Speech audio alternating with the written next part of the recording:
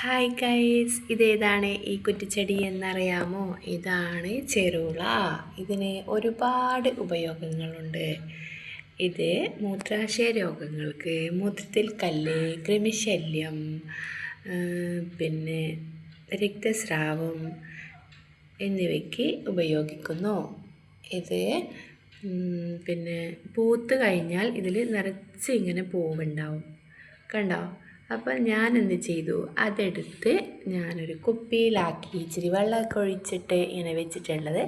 നമുക്കതൊരു ഭംഗിയായിട്ട് തോന്നില്ലേ?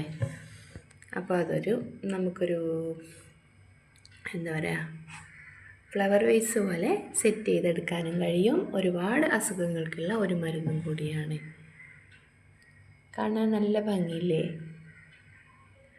നമുക്ക് ഈ മൂത്രം ചെടിയിലൊക്കെ ഉണ്ടാകുമ്പോൾ ഇതിൻ്റെ ഇല പറിച്ച് വെള്ളം വെച്ച് കുടിക്കും.